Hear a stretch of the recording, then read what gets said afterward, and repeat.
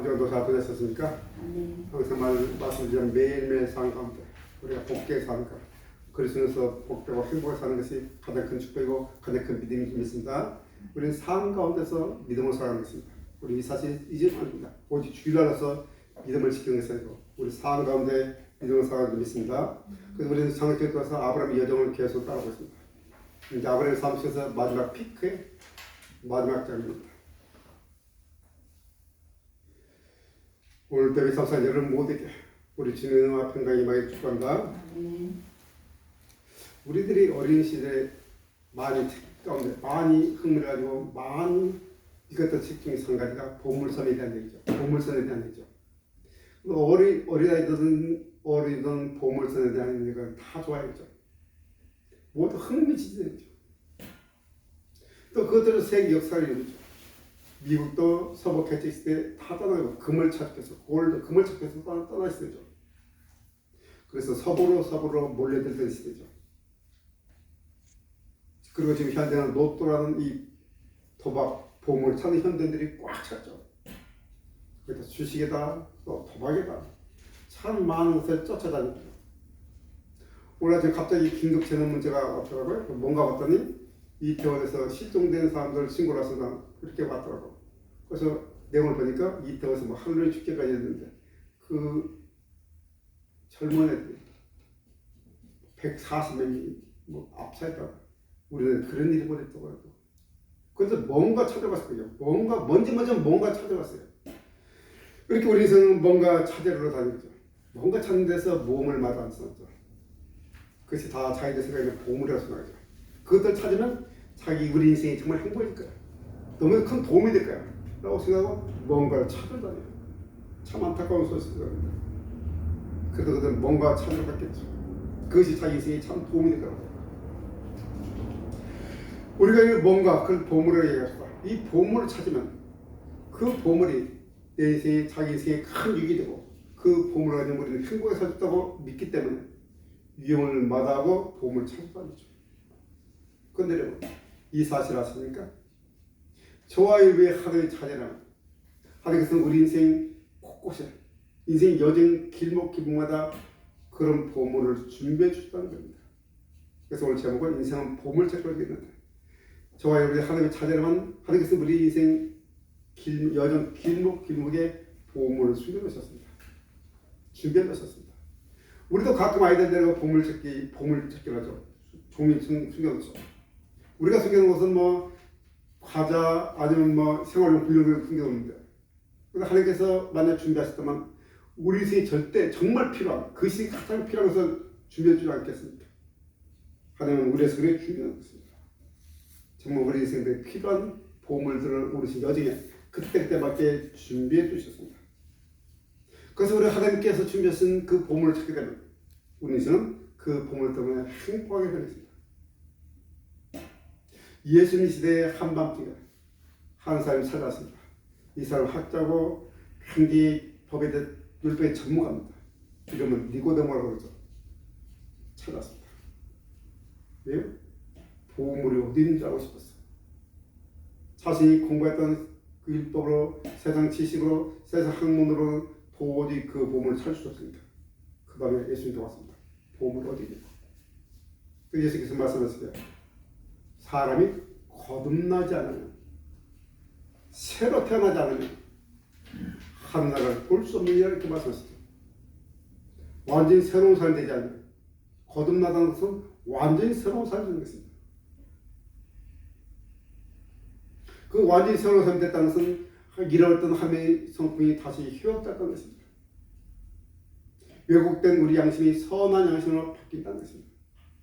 그래서 자주 말씀드리지만 구원은 재창조입니다. 이런 말이 있죠. 늑대가 아무리 양처럼 살려 노력해도 늑대는 늑대입니다. 늑대 양이 될 수 없습니다. 완전히 신분이 바뀌어야 됩니다. 신분 자체가 바뀌어야 되는 거지. 우리 노력한다고 해서 연습한다고 해서 습관을 만들어서 그 사람 자체가 바뀌는 것입니다. 어느 한계보다는 그 한계가 드러나게 됩니다. 거듭난다는 것은 완전히 달라지는 것입니다. 저와 여러분 예수 그리스도를 진심으로 믿고 그걸 받아들였다면 우리 존재는 완전히 달라진 것입니다. 보라 새 것이 있다고 말합니다. 누구든지 아무 예의가 없습니다. 남자든 여자든 부자든 가난하든 아무 누구든지 그리스도 예수도 안 했습니다. 이전 것은 지나갔으니 보라 새것이었다고 선포하신다. 이 선포가 누가 하십니까? 하나님께서 하셨습니다. 존재 자체가 달랐다는 사실을 우리는 먼저 기억해야 됩니다. 저와 여러분은 존재 자체가 달라진 거예요. 그 세상에 살 때 세상에 휩쓸리지 않고 우리는 그렇게 살아갈 수 있는 선한 능력을 얻게 된 거예요. 그렇게 한 발만 따라가는 저와 여러분 되길 바랍니다. 단지 그뿐만 아닙니다. 우리 인생이기 때문에 여전히 육신을 가지고 있기 때문에 자신이 완전한 일 못하기 때문에 여전히 힘들고 쓰러진다. 아브라함도 그렇습니다. 지난주에 한심한 아브라함, 여전히 한심한 아브라함이지만 그 하나님은 아브라함을 하나 끌고 가시면서 성장시키면서 결국 믿음의 조상, 믿음의 아버지로 만드시는 하나님이 있습니다. 그런 과정이 바로 우리들의 사회 과정입니다. 그런 민생 골목골목 여정마다 하나님께서는 보험을 준비해 주시고 우리가 그 보험을 찾아서 사용하시면서 우리가 성장하길 바랐습니다. 오늘 내용이 바로 아브라함이 하나님께서 준비하신 그 보물을 찾아가는 기록, 그 보물을 찾아가는 기록을 한 성경입니다. 아브라함의 보물 찾기가 어떻게 시작됩니까? 1절에 보니까 그 일 후에 이렇게 되죠. 한 문장이 할 수 없고 한 단락이 할 수 없고 간단하게 그 일 후에 그 일 후에 우리 한글을 우리 성경에서는 단수를 했지만 실제 원문에 보니 복수를 했습니다. 여러 날 후에 즉 그 모든 일 후에 즉 아브라함이 지금까지 모든 것을 경험한 후에 아브라함이 지금까지 인생 후에 지금 여기까지 살아 아브라함이 모든 것을 경험한 후에 시작됩니다. 아브라함이 갈대아 울에서 부름받을 때가 75세라고 말합니다. 이삭을 얻었을 때가 100세입니다. 오늘 보니까 이삭이 혼자 나무를 치고 올라갑니다. 최소 청소년이 됐을 겁니다. 한 10몇 년 됐겠죠. 그렇게 보면 아브라함이 하나님의 부르심 받은 지 최소 40년은 됐다는 시제입니다. 하나님을 믿은 지 하나님 안 지 40년이 됐던 것입니다. 그 시제 지난 후에 그 40년 동안 아브라함의 여정을 우리는 살펴봤죠. 지금까지. 그 일 후에 아브라함이 40년 동안 하나님을 경험한 후에 그 일 후에 이제 나가는 것입니다. 그런데 하나님께서 아브라함의 보물 쪽에서 내신 보물지도가 뭡니까? 보물지도에서 보물 찾아가지 않습니까? 그 보물지도가 뭡니까? 내신 문제가 내 사랑을 돕자 이삭을 번제로 드리라. 이것이 바로 보물 찾는 보물지도예요. 여러분, 아브라함이 이삭을 어떤 존재입니까? 이삭을 얻기 위해서 그 약속을 믿지 못하고 여러 번 그저 넘어지고 내 종을 그냥 내 하인에게 난 아들을 막 이렇게 그저 막 인간적인 방법 세상 다 그렇게 하는데 그렇게 해서 어떻게 해버렸는데 그건 아니야 하면서 기다리고 모두가 불가능하고 말합니다. 생물학적이나 과학적이나 모든 걸 볼 때 불가능하고 말하는 그 순간에 하나님께서는 아들을 주셨죠. 그런 이삭 아들. 오직 이삭만이 약속의 아들을 한 그 약속이죠. 그 이삭을 통해서 약속받은 대로 하나님의 별처럼 바다에 모래처럼 수많은 후손 주겠다고. 이삭을 통해서 한 민족, 놀라운 민족을 만들겠다고 말하는 그 약속의 아들 이삭을 내놓으라는 거예요. 딸랑 한 명 있는데. 이시 문제. 너무 엄청난 지도이죠. 예수님도 동일한 말씀하셨죠. 누구든지 나를 따르려면 어떻게 해야 된다고? 자기를 부인하고 자기 십자가를 지고 따라가야 되죠. 우리 예수를 따르는 당시 그냥 소풍 가듯이 가는 게 아닌 것 같죠. 누구든지 나를 따르려면 예수를 믿는 것은 예수를 믿고 그 따름까지 포함되는 것입니다. 예수를 따르는 것은 자기를 부인하고 나의 이성, 나의 생각, 나의 지성, 나의 모든 경험을 다 부인하고 자기 십자가를 지고 따라오고 그리고 하나 더 붙이고 집이나 전투나 처나 자식보다 나를 더 사랑하는 나에게 맞잖아. 나는 다 맞아. 너희는 그런 사람 못 따라와. 이렇게 말해요. 참 힘든 것 같아요. 자, 이 문제에서 아브라함은 어떻게 반응합니까? 그랬더니 왜? 아브라함이 아침 일찍 가더라고요. 아침 일찍. 우리도 알다시피 신앙생활 보면 순종은 믿음은 순종할 수 없어요. 그래야지 아멘 했는데 뭐가 좀 정리되면 하지. 믿음은 순종할 수 없다는 것은 아브라함은 그 경험 통해 알았어요. 믿음은 순종할 수 없어요. 순종은 즉각적으로 해야 됩니다. 그리고 집을 떠났죠. 그리고 아브라함은 이삭을 드릴 때 어떻게 드렸단 말이에요? 5절 한번 읽어주시겠습니까? 이에 아브라함이 종들에게 이르되 너희는 나귀와 함께 여기서 기다리라. 내가 아이와 함께 저기 가서 예배하고 우리가 너희에게로 돌아오리라 하고. 우리가 다 돌아온다고 하고 있죠. 아브라함이 우리라고 하면 지금 누가 떠났습니까? 이삭하고 떠나는데 종들은 모르지만 지금 이삭은 번제를 드릴 양이죠. 제물이죠. 돌아올 때 혼자 돌아오는 게 정상이지 않습니까? 그 누가 돌아온다고? 우리가 이삭과 함께 돌아온다고 지금 확신하고 있습니다. 이 아브라함을 성경이 해석해 주죠. 성경은 성경이 해석해야 되니까. 히브리서 17장은 이렇게 말하고 이 아브라함의 믿음을 이렇게 말하고 한번 볼까요? 히브리서 11장 17절부터 19절까지 이렇게 말하고 있어요. 한번 읽어봅시다. 시작. 아브라함은 시험을 받을 때 믿음으로 그 이삭을 드렸으니 그는 약속을 받은 자로되 그 외아들을 드렸느니라. 그에게 말씀하시기를 내 자손이라 칭할 자는 이삭으로 말미암으라 하셨으니 그가 하나님이 능히 이삭을 죽은 자 가운데서 다시 살리실 줄 생각한지라. 그가 하나님이 능히 이삭을 죽은 자 가운데서 다시 살릴 줄 생각한지라. 아브라함이 40년을 경험하니까 하나님에게는 불가능해졌다는 확실했죠. 어떤 상황이고 그리고 하나님 약속을 지키실 분이기 때문에 설사 이삭을 번제를 드린다 할지라도 왜냐하면 그 이삭을 통해서 하나님 약속이 이루어져야 되니까 반드시 이루어져야 된다. 그러니까 살아야 된다고 확신한 거예요. 그래서 예수님도 이 아브라함의 이야기죠. 아브라함이 나 볼 때를 미리 보고 기뻐하고 출발합니다. 이미 아브라함은 그것을 알았던 거예요.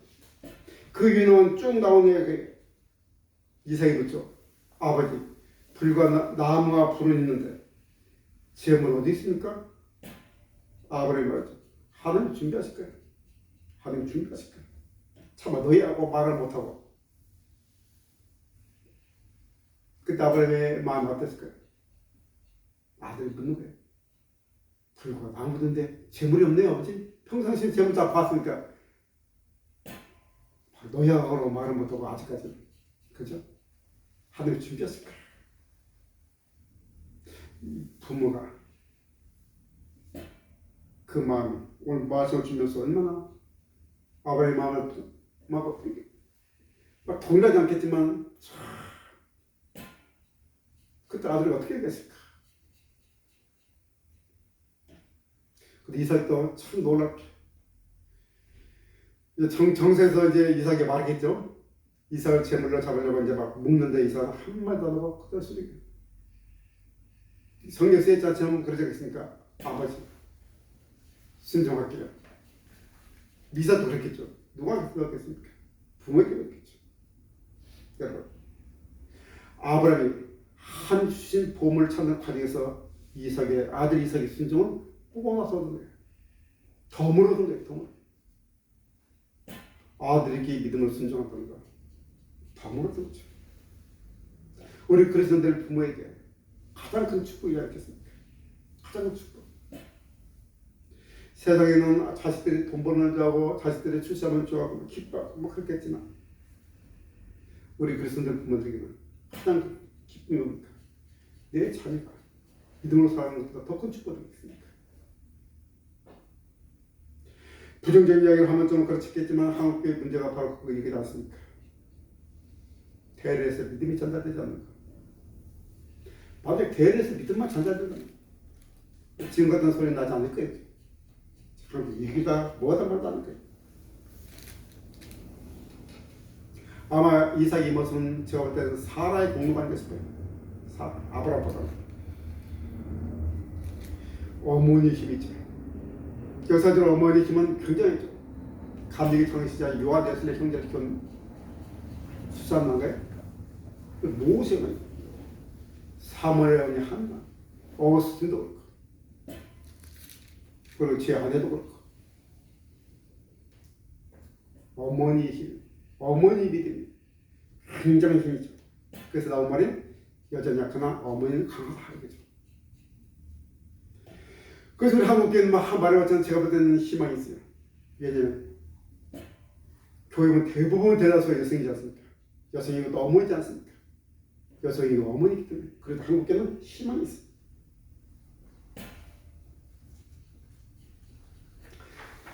우리 자식들 믿음을 이어준다는가, 우리들 삶인가 동시에 놀라운 축복이죠. 눈물 나게 기도하는 분 계실 것이고 그 눈물의 기도는 결국 돌아가는 거죠. 눈물을 계속해서 기도하는 여러분에게 바랍니다. 자식들에서 이제 아브라함이 칼로 치려고 할 때 하늘에서 다가버렸었죠. 아브라함아 그에게 손대지 마라. 그래서 돌아보니까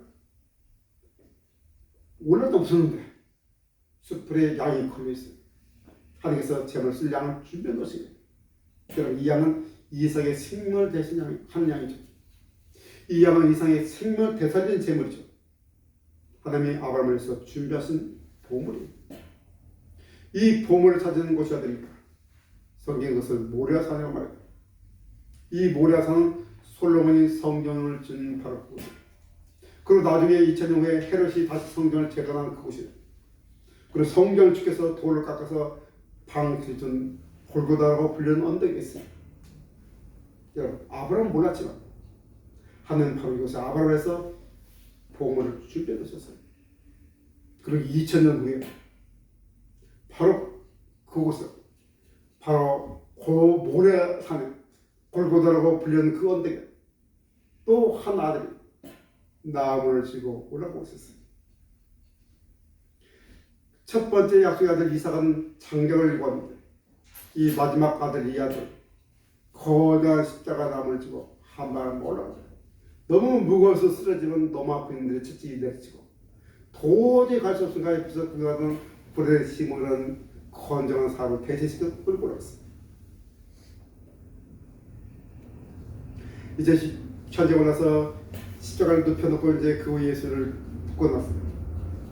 사람들은 부들부들 숨을 쉬고 땀을 손에 땀이 닦겠죠. 부둥한데 자기들이 경배했던 예수가 누굽니까?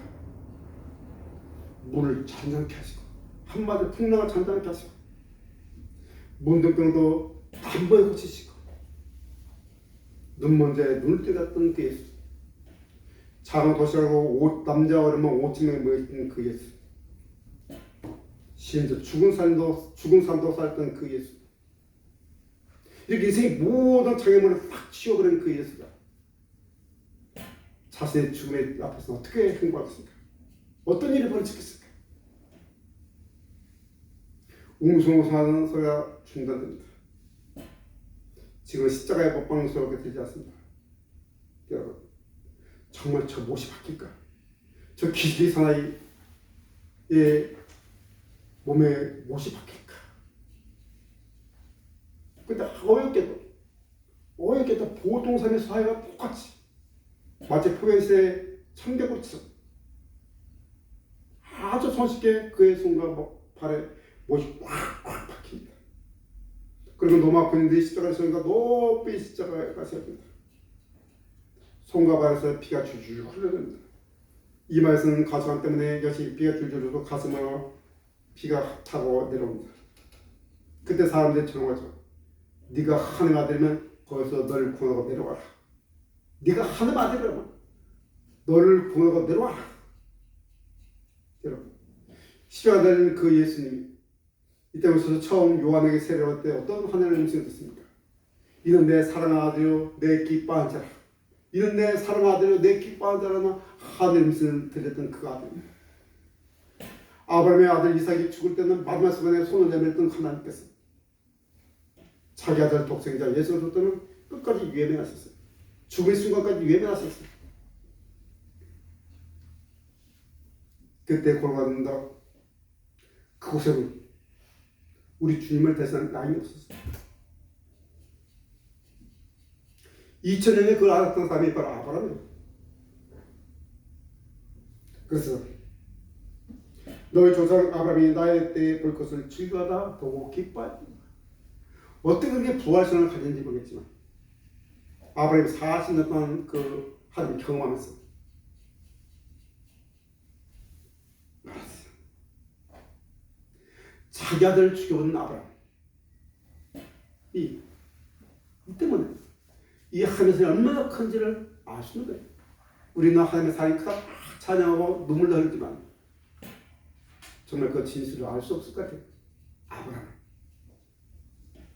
자기 아들 내가 없기 때문에 자기 손으로 사랑하는 아들을 죽음 직전까지 내놨기 때문에 그 하나님의 사랑이 어떤지를 알았던 것 같아요. 이런 아브라함의 순종으로 아브라함은 하나님이 준비하신 보물을 찾았어요. 그리고 그 보물이 아브라함 인생의 여정을 끌어갔죠. 그리고 오늘 보물을 끝으로 이제 아브라함의 여정은 끝나요. 성경에서 아브라함의 여정은 끝나요. 그래서 1절에 하나님이 아브라함을 시험하시려고 했는데 이 시험이 패스가 된 거죠. 여러분, 하나님께서 아브라함에서 준비하신 보물은 이 한 놀라운 사랑이었죠. 그래서 이 놀라운 사랑을 성경에 이렇게 말하죠. 로마서 8장 5장 8절을 들어주실래요? 펴줄래요? 그걸 잘 아는 말씀이죠. 자, 같이 봅시다. 시작. 우리가 아직 죄인 되었을 때 그리스도께서 우리를 위하여 십자가에 죽으심으로 하나님께서 우리에 대한 자기의 사랑을 확증하셨느니라. 언제 그 아들을 내놨다고요? 우리가 지금 죄인 되었을 때 천천히 우리가 죄를 먹고 마시고 죄에 대해서 신과성도 없고 이것이 무엇을 의미하는지도 모르고 여전히 예수를 믿었고 여전히 예수를 믿는다고 말하고 있음에도 불구하고 천천히 죄에 대해서 신과성도 없고 그렇지 뭐 합니다. 다 나도 사람인데 그 합리하면 살아가는 그 나를 위해서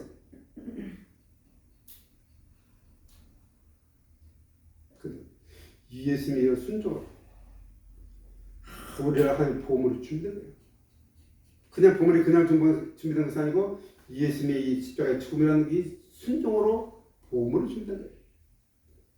아브라함의 아들을 내놓은 그 순종으로 아브라함이 이삭을 대신한 양을 준비됐듯이 우리 예수님께서 십자가를 마사하는 거예요. 우리가 상태가 어떤 상태? 우리 굉장히 한심하고 죄 가운데 있는 이런 상태임에도 불구하고 자기 목숨을 내어놓으신 예수님의 그 순종으로 우리 인생에 필요한 보물이 준비된 거죠. 그러니까 이렇게 정리하겠죠. 이렇게 정리하는 거예요. 하나님께서 우리를 위해서 준비하신 보물이 하나님의 사랑, 예수님의 순종으로 준비되고 우리들의 순종으로 그것을 발견하게 된 거예요. 그 하나님의 사랑으로 우리는 살아가게 된 거예요. 그 하나님의 사랑. 그래서 십자가를 바라보는 아들을 깨지 않는 그 하나님의 사랑이 거기에 있죠. 아들까지 안 깨지 않는 그 사랑을 나를 위해서 무엇을 아끼겠냐고 성경 말하고 있죠. 아들도 아끼지 않고 내게 사랑을 베푸셨는데 뭘 아끼겠느냐 말하죠. 다 죽겠다는 거죠. 하나님의 세상을 이처럼 사랑하사 독생자를 줬다고 말하고 있죠. 이것도 더 큰 사랑이 어디 있겠습니까? 하나님이 참 사랑하사 독생자를 주셨습니다. 누굴 알아? 여러분, 자존히 죄에 대해서 신경 쓰고 죄의 결과가 무엇인지 알면서도 괜찮아. 우리 주님께 다 해주셨는데 자존히 우리 또 죄를 용서받을 것이고 우리 또 여전히 또 그렇게 또 천국에 가고 있으니까 아무것도 아니겠죠. 그 죄가 별거 아니겠죠. 그 죄 때문에 주님께서 죽으셨는데 내가 그 대가를 치지 않았다.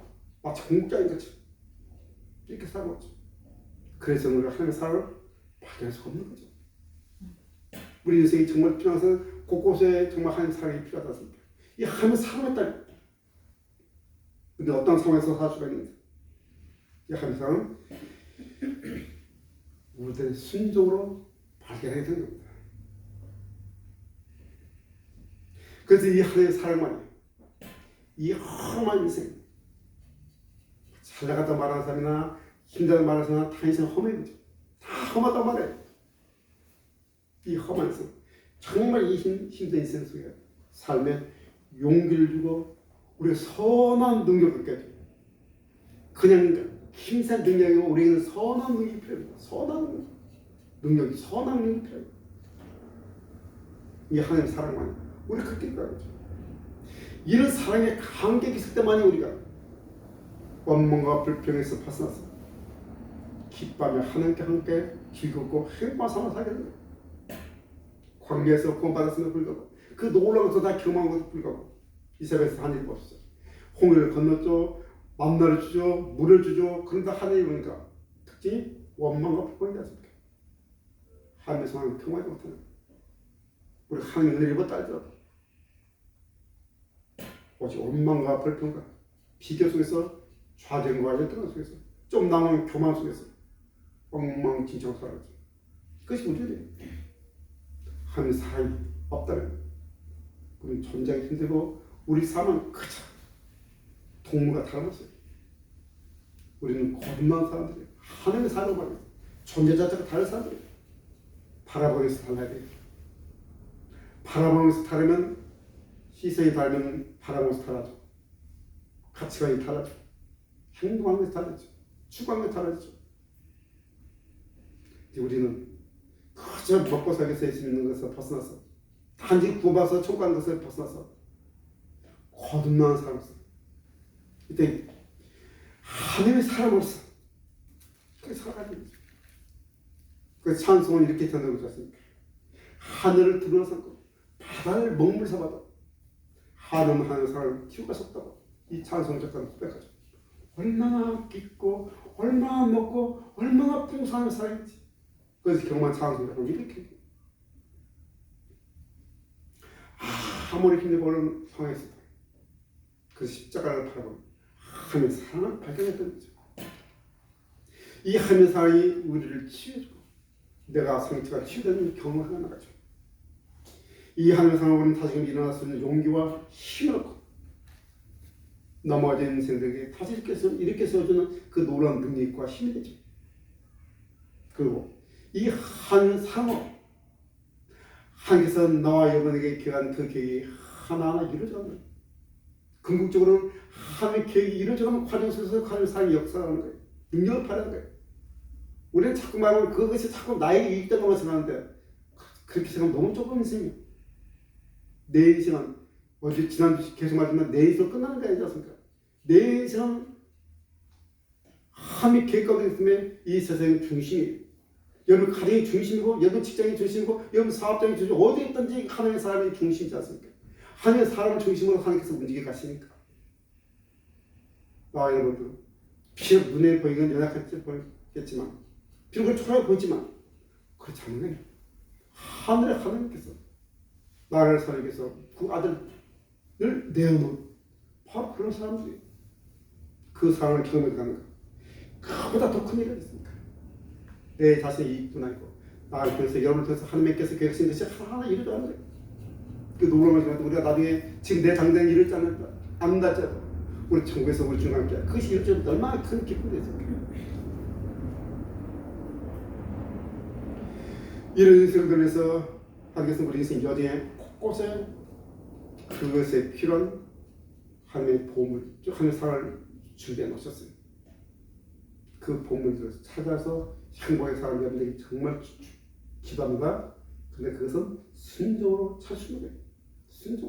순종하지 않고는 찾을 수 없는 거예요. 그 말로 그림의 떡이에요.